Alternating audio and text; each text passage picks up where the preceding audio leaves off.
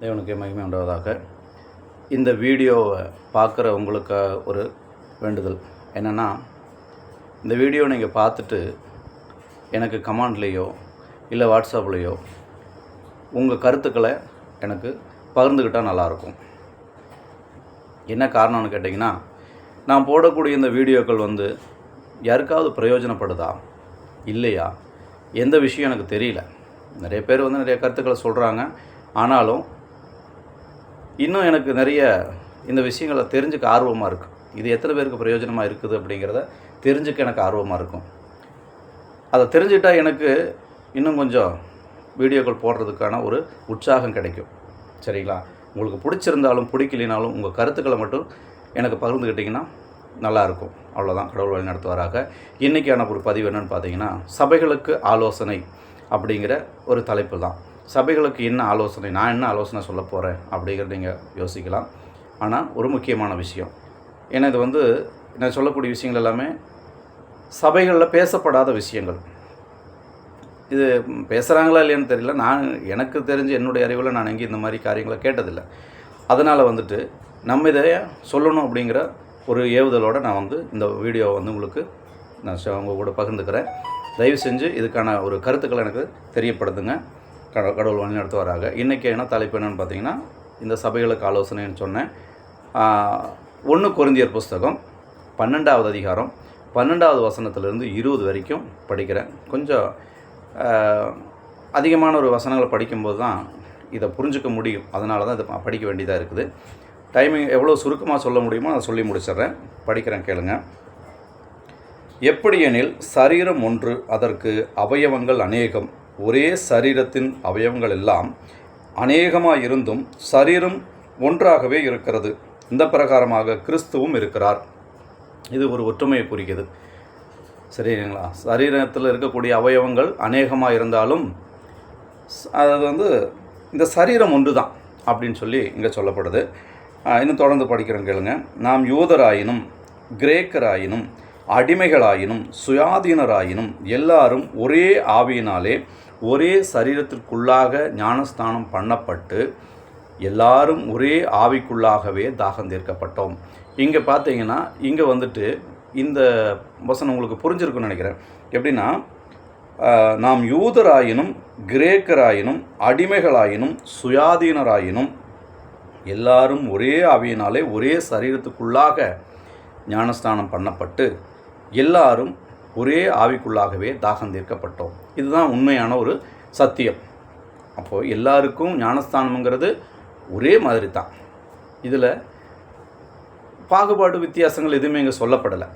யாராக இருந்துட்டு போகட்டும், கோடீஸ்வரனாக இருந்தாலும் தெருக்கோடியில் இருக்கிறவனாக இருந்தாலும் கூட 2 பேருக்கு ஞானஸ்தானம் எப்படி தான் கொடுக்கப்படுறாங்க, ஒரே மாதிரி தான் கொடுக்கப்படுறாங்க. எந்த வித்தியாசமும் அங்கே இல்லை.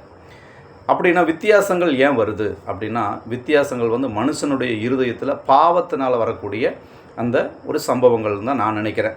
நீங்கள் எப்படி நினைக்கிறீங்கன்னா எனக்கு தெரியப்படுதுங்க. அப்படிப்பட்ட அந்த பாகுபாடு வித்தியாசங்கள் ஏற்றத்தாழ்வுகள் இதெல்லாம் வரும்போது தான் அங்கே ஒற்றுமையே இல்லாமல் போகுது அப்படிங்கிறத நான் நினைக்கிறேன்.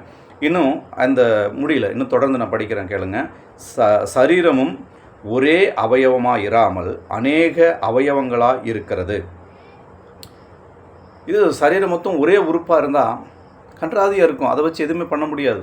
ஆனால் கடவுள் அதையே எப்படியெல்லாம் வர்ணித்து நமக்கு அதை பிரயோஜனமாக கொடுத்துருக்காருன்னு பாருங்கள். அதாவது 15வது வசனம். காலானது நான் கையாக இராதபடியினாலே நான் சரீரத்தின் அவயவம் அல்லவென்றால் அதனாலே அது சரீரத்தின் அவயவமாக இராதோ.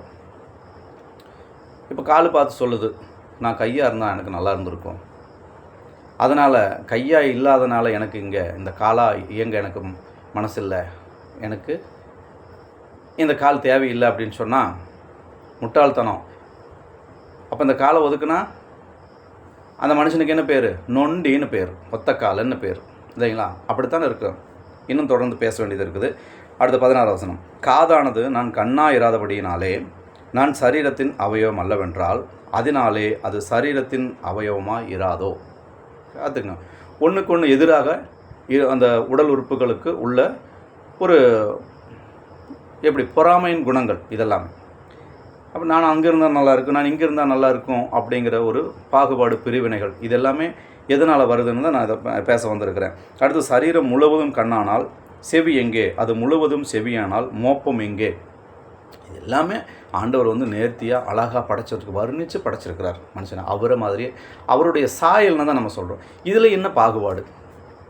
நான் கண்ணாக இருக்கேன், காதாக இருக்கேன், காலாக இருக்கிறேன், எனக்கு இதில் விருப்பம் இல்லை அப்படின்னு சொல்லிட்டு சலிச்சிக்க வேண்டிய கட்டாயம் என்ன?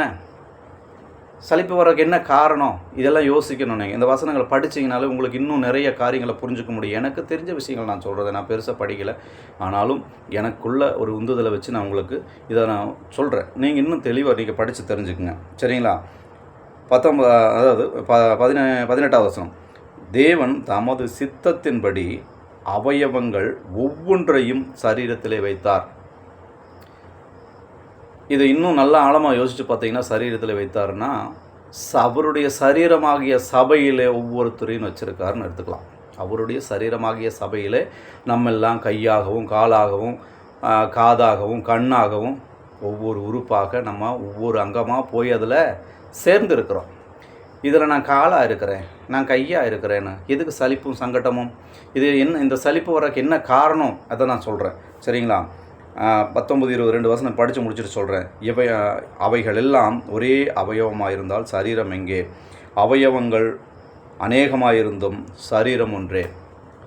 அதாவது எத்தனை விசுவாசிகள் இருந்தாலும் சபை ஒன்று தான், ஆனால் ஒத்துமை இல்லை, சமாதானம் இல்லை, சந்தோஷம் இல்லை, சகோதரத்துவம் இல்லை, அன்பில்லை, ஐக்கியம் இல்லை, எதுவுமே இல்லைனாலும் நம்ம கிறிஸ்துவனுடைய சபையின் உறுப்பினர்கள், அதாவது உடல் உறுப்புகள் மாதிரி நம்ம அதில் உறுப்புகளாக இருக்கிறோம்.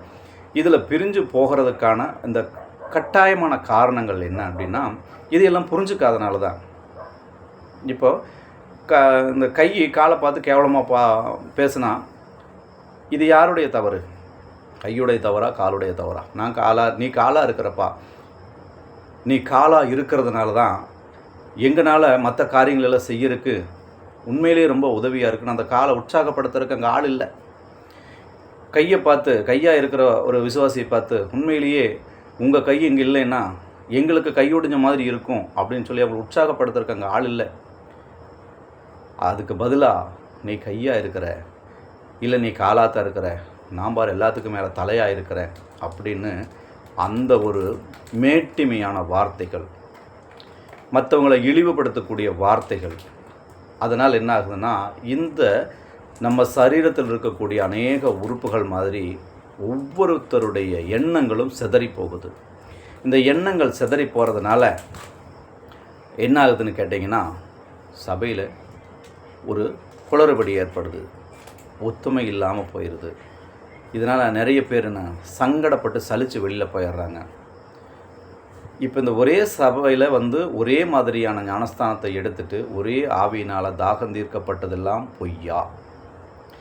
இது உண்மையாக பொய்யாங்கிறது தான் நம்முடைய வாக்குவாதம். இப்போ அந்த ஒரு கேள்வியாக தான். இப்போ இந்த வசனங்களுக்கு நம்ம வாழ்க்கை ஏகதேசம் ஒத்து போகிற மாதிரி இருக்குதா, இல்லை ஆண்டவருக்கும் நமக்கும் ஐக்கியம் இல்லாத மாதிரி இருக்குதா? நீங்கள் தான் தீர்மானிச்சுக்கணும். இதை போதிக்கக்கூடிய சபை போதகர்கள் சரியான முறையில் ஒவ்வொரு உறுப்புக்கும் தேவையான ஊக்கம் கொடுத்தா அவங்க மென்மேலும் முன்னேறுவாங்க, மேலும் மேலும் முன்னேறுவாங்களே தவிர பின்னாடி போக மாட்டாங்க. இது யாருடைய தவறுங்கிறத நீங்கள் இந்த வீடியோவை பார்க்குற ஒவ்வொருத்தரும் உங்கள் கருத்துக்களை கட்டாயமாக எனக்கு சொல்லுங்கள். நான் அடுத்து இந்த தொடர்ச்சியாக இன்னும் இந்த ஒரு பாகமாக இந்த பதிவு போடணும், அதை நான் போடுறேன். நீங்கள் இதுக்கான கருத்தை சொன்னீங்கன்னா அடுத்து எனக்கு வீடியோ போடுறதுக்கு உற்சாகமாக இருக்கும். கண்டிப்பாக அதை பார்த்துட்டு உங்கள் கருத்துக்களை சொல்லுவீங்கன்னு நான் நம்புகிறேன். கடவுள் தான் ஆசீர்வதிப்பாராக.